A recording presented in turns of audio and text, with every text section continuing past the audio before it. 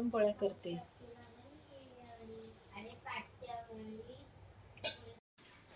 आज होळीसाठी पुरणपोळ्या बनवते मी। पुरणपोळ्या झाल्यावर पापड्या तळते। होळीसाठी पापड्या तळता आता मी। होळीला पापड्या लागतात, पापड्या नाही। होळीला पाया पडायला गेल्यानंतर सर्वात अगोदर तिथे आपल्याला धुवून घ्यायचं आहे।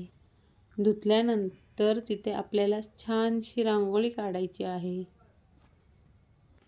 रांगोळी काढल्यानंतर आपल्याला तिथे घीचा दिवा लावायचा आहे।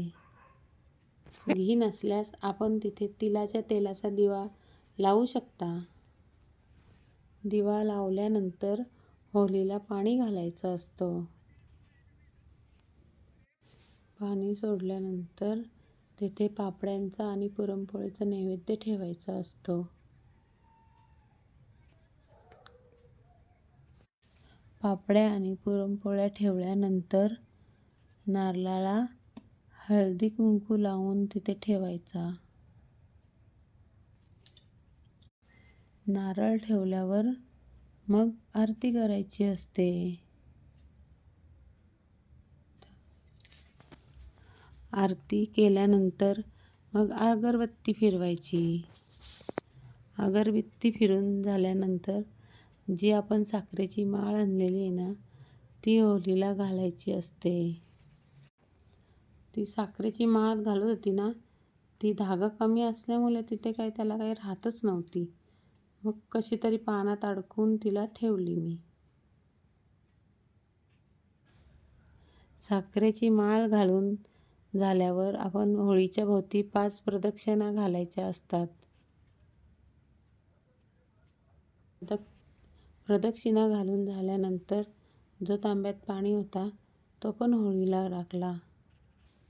होळीच्या पाया पडल्यानंतर तेथेच बाजूला गदेदेवाचं मंदिर आहे, तिथे पाया पडायला गेली।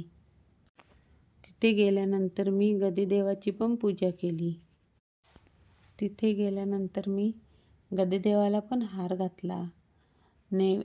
हार आहे ना, तो सारखा सरकत होता, तरी पण मी कसा तरी घातला हार।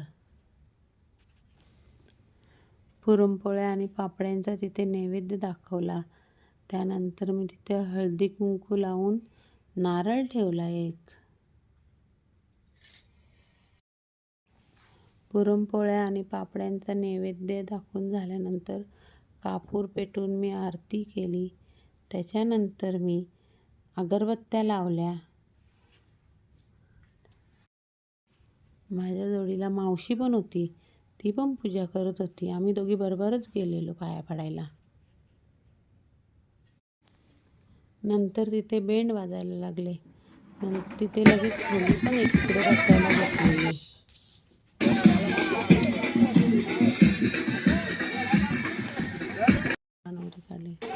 मग तिथे पोरांनी ती नवरा नवरी काढलेली होती, ती पण तिथे येऊन बसली। पूर्ण गावातून फिरून आली ती नवरा नवरी।